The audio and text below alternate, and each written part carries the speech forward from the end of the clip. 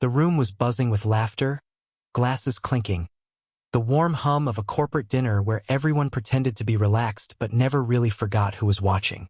I sat 2 seats away from Sophia, our CEO. Sophia looked untouchable as always, wrapped in elegance. A silk blouse the color of dark wine, her hair swept neatly back, thin glasses catching the light as she scanned the table. Every word Sophia spoke carried weight, and every glance she gave left someone holding their breath. Maybe it was the wine, maybe the nervous energy, maybe the way her eyes lingered on me a second too long. But when someone teased me about being single, I laughed and said it before I could stop myself. If you weren't my boss, I'd marry you. The table erupted. A few laughed awkwardly. Some coughed. Others stared at me like I just set myself on fire.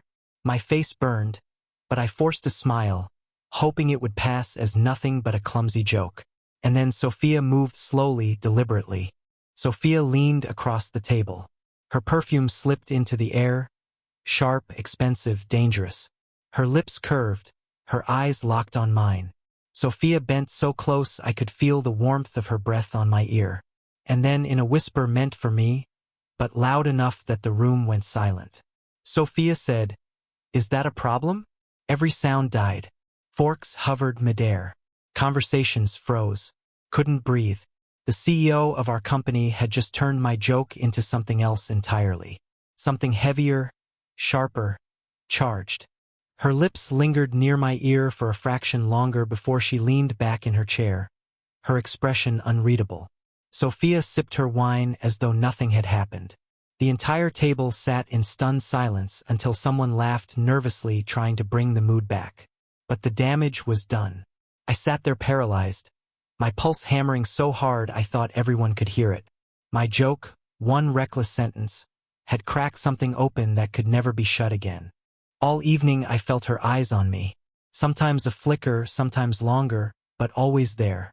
I tried to join the conversation, but my mind was burning with one thought. Sophia whispered that on purpose.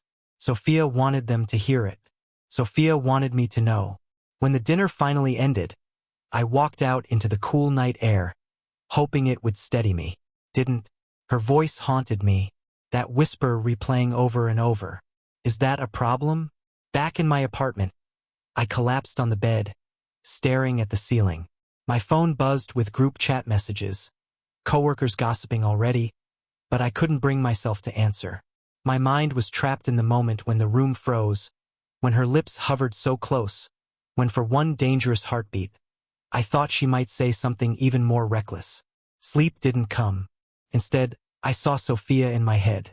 The way she leaned in, the look in her eyes, that wasn't just about power. It was personal, intentional. And I knew tomorrow at the office nothing would be the same because Sophia had drawn a line with 6 words. And the terrifying part was I wasn't sure if I wanted to step back or cross it. The office felt different the next morning, though nothing had changed. Same glass walls, same endless clicking of keyboards, same hollow sound of heels on marble. But whispers floated in the air like smoke.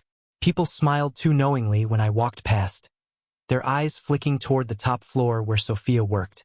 I knew what they were thinking. I knew because I'd been thinking it too all night. Her door was half open. I hesitated outside, forcing my breath to steady, then knocked. "Come in," her voice called. Sophia was at her desk, head bent over a file, glasses low on her nose. But the moment I entered, Sophia looked up and the air shifted. Her eyes locked on mine for one beat too long, and I felt that same electricity crackle through me like at the dinner. "Sit," Sophia said simply. I did. My hands felt heavy, clumsy as I slid the documents across the table. Sophia didn't reach for them immediately.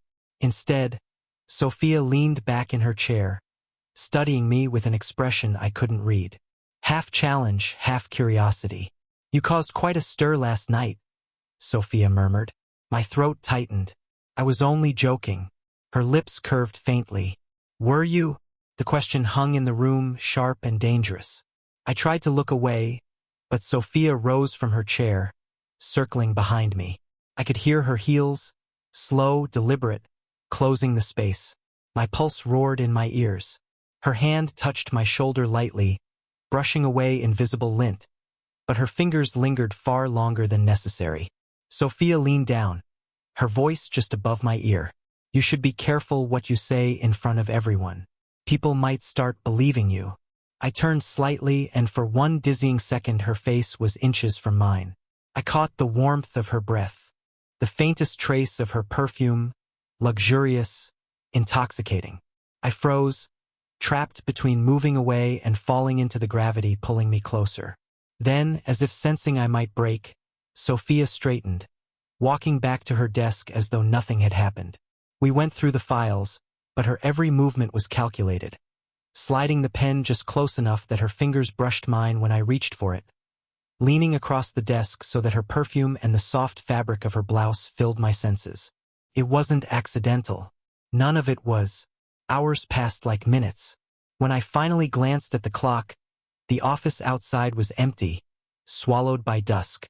It's late, I muttered, standing, desperate for air. Stay, Sophia said quietly without looking up. I froze.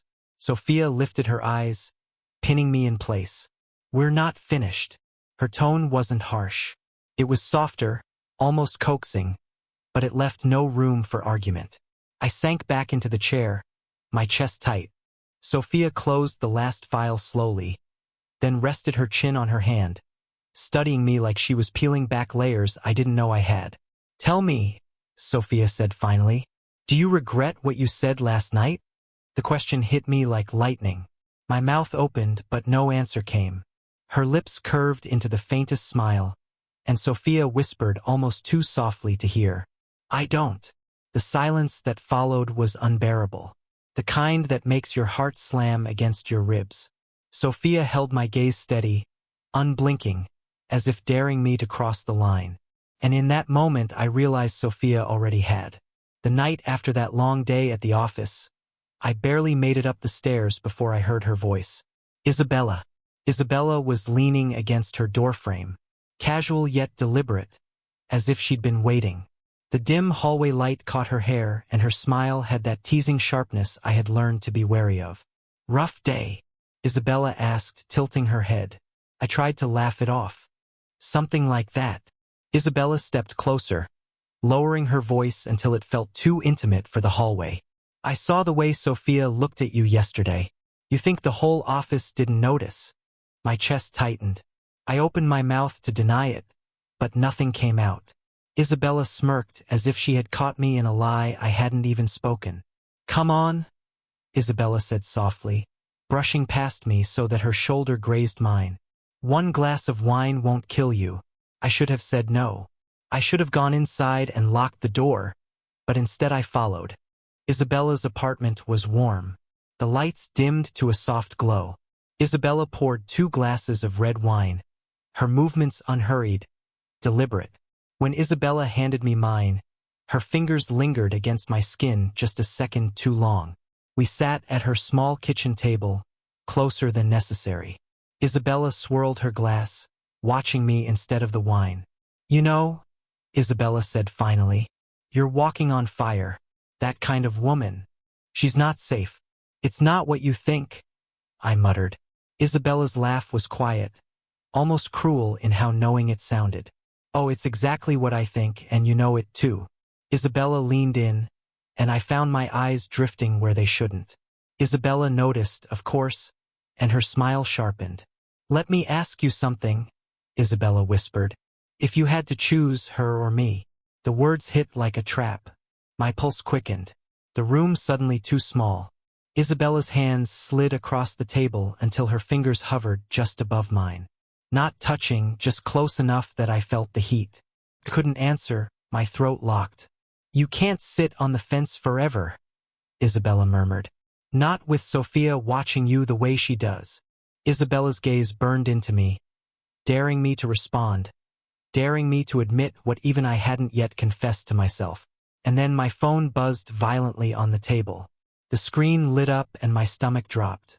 Tomorrow, don't go home early from her. Isabella's eyes flicked to the phone, then back to me. Silence. Isabella leaned back in her chair, her smile curling into something unreadable. Well, well, Isabella said softly. Looks like the choice is coming sooner than you think. I stared at the glowing screen, my heart hammering against my ribs. The wine in my throat tasted like fire. 2 women, 2 worlds, both forbidden, both pulling me in. And deep down, I knew no matter which way I turned, someone was going to get burned. The hotel lobby was quiet, almost too quiet. Soft music drifted from unseen speakers. Chandeliers glowed like captured fire, and polished marble reflected every uncertain step I took. I told myself it was business, a late meeting, nothing more. But the truth pulsed inside me with every beat of my heart. Room 804. My phone buzzed once more with her message. Come up. When I reached the door, it opened before I could knock. Sophia stood there, my CEO. No boardroom, no audience, no carefully crafted mask of power. Just her hair slightly looser than usual. Silk blouse in a shade that caught the light like flame and eyes that burned straight into me. You came, Sophia said softly. Not a question. The suite was dimly lit. City lights spilling through the huge window, casting long shadows over the room. A table was set with papers, but no files were open. No laptop humming. Only 2 glasses of wine waited. Sophia handed me one, our fingers brushed. Not by accident. To honesty, Sophia murmured, raising her glass. The word caught in my chest. I clinked lightly against hers. The silence after the sip was deafening. Sophia sat on the edge of the couch, crossing her legs slowly, deliberately. The tension in the room pressed down like a storm. People think power protects you, Sophia said, staring into her glass. That it makes you untouchable, but it doesn't. It makes you isolated. Her voice faltered for a fraction of a second. I had never heard that before. Vulnerability. Sophia looked up, and in her eyes there was something raw, something dangerous. But with you, Sophia whispered. It feels different. I froze. My mind screamed to step back to remind myself this was wrong. Forbidden, but the weight of her gaze held me in place. Sophia set her glass aside, leaned forward, her hand brushing mine on the couch. Warmth seared through me at the lightest touch. Her lips parted, her breath trembling just enough to betray control slipping. Tell me, Sophia said, when you joked that night, did you mean it? I couldn't answer. My heart pounded, my body frozen. The air between us was alive, charged, unbearable. Her hand lingered on mine, then slid upward just slightly, slow enough to leave me dizzy. The distance between us collapsed. Her lips hovered near mine, so close the world blurred. And then 3 sharp knocks at the door. The spell shattered. Sophia pulled back, eyes flashing with something fierce, unreadable. The knocks came again, louder this time. Are you in there? A voice called from the hallway. My blood ran cold. I knew that voice, Isabella. The CEO stiffened, her eyes cutting into mine. In that moment, silence screamed louder than words. 2 women, 1 room, 1 secret seconds from being exposed. The knocking didn't stop, came harder, sharper. Each strike echoing through the hotel suite like a countdown. My CEO straightened, her mask of control sliding back into place. Though I could still see the flicker of fire in her eyes. Sophia stepped toward the door, heels tapping slow and deliberate. I wanted to stop her, to say something, but my throat was dry, my body rooted to the couch. When the door finally opened, there Isabella was, my neighbor. Isabella stood framed by the hallway light, her expression unreadable. Then her eyes flicked past my CEO and landed on me. Her smile was small, sharp. I knew it. The CEO's chin lifted, her voice calm, but edged with steel. This is not your concern. But Isabella didn't flinch. Isabella stepped inside, closing the door behind her. The soft click sealing the 3 of us into the same suffocating silence. The air was electric, charged, unbearable. Isabella turned her gaze back to me. Not her. Tell me I'm wrong. Tell me you haven't already crossed the line. My chest constricted. I opened my mouth, but no words came. The CEO moved closer, placing herself almost between us. Her presence protective yet commanding. He doesn't owe you an explanation. Isabella tilted her head, her smile widening just enough to sting. No. Then why can I see it in his eyes? He's already halfway gone and you know it. Her hand brushed against mine where it rested on the arm of the couch. Light, deliberate, a touch that burned through every nerve. The CEO saw it, her jaw tightening, her gaze narrowing like a blade. The silence that followed was louder than any argument. Two women, both impossibly close, both staring at me as though I was the prize in a game I never agreed to play. Isabella leaned forward, her voice a whisper sharp enough to cut. Don't make the mistake that will cost you everything. The CEO's reply was quiet, steady, but laced with power. He knows where he belongs. I felt torn in two, my body tense, my thoughts spinning, my breath shallow. Belongs, did I? With either of them. I rose to my feet, but they didn't step back. Their eyes followed me, each gaze heavy with its own promise, its own threat. My heart pounded so loud it drowned out the city beyond the window. I can't. The words broke in my throat. Neither of them moved. Neither of them blinked. They just waited. I stumbled toward the door, gripping the handle like it was the only escape I had left. The hallway outside was dark, endless. I stepped out, the air rushing into my lungs like I hadn't breathed in hours. Behind me, the door closed softly, leaving their silence pressing against my back. I walked into the night, but nothing felt free because I knew this wasn't the end. My phone buzzed in my hand. A new message lit up the screen. Tomorrow, my place. No excuses from her. And just like that, I realized I hadn't escaped anything. I'd only stepped deeper into the